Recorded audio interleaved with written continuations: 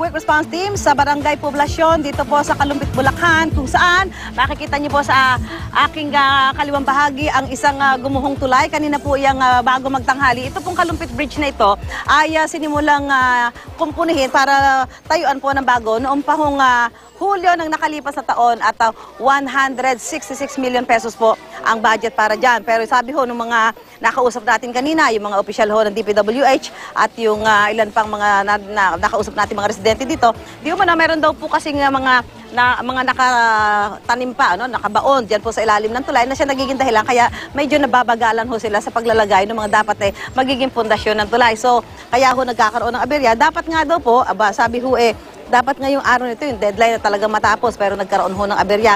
Pero ang sinasabi ho nila, maganda daw naman ho ang idudulot niyang guhong yan, dahil mapapabilis ngayon yung pagtatayo ng bagong tulay, At ang sinasabi ho na bagong deadline para dyan sa tulay na yan, na para hong gumuho dahil sa lindol, ay hanggang Setyembre nitong kasalukuyan taon, Dahil kung makikita nyo ho, dito sa kanan ko, yan maraming tao, Dahil ito na lang po ngayon, yung makeshift bridge na yan, o yung hanging bridge na inilagay ho ng DPWH, ang siyang nadadaanan ng mga tao, Mga tao ho, na mula ho dyan sa Barangay Gatbuka o yung mga taga-riyan ho sa Apalit, Pampanga, papunta ho dito sa Kalumpit, Bulacan, lalong-lalo na ho dito sa Barangay Poblasyon. So, dyan lamang ho sila dumadaan. So, medyo delikado din dahil siyempre yung volume ho ng mga taong dumadaan dyan. Bukod dyan, hindi ho pwedeng idaan kahit anong uri man na sasakyan.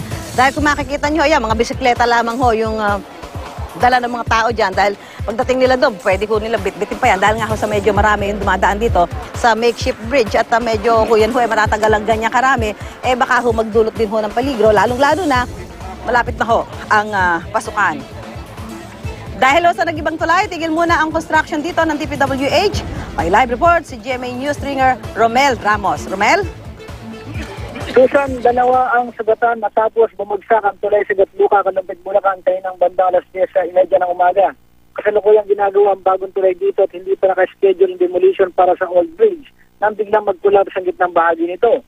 Kasama sa bumagsak sa gitnang bahagi ng tulay ay noon ay papatawid siya ng crane na lula ng operator na si Robert Baid.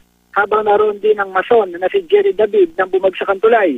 Nagtamo ang mga biktima ng minor injuries gaya ng mga gasgas sa tuhod at ulo at sila ay kasalukuyan ay alapatan ng gamot sa Santa Cruz Hospital sa Kalumpit.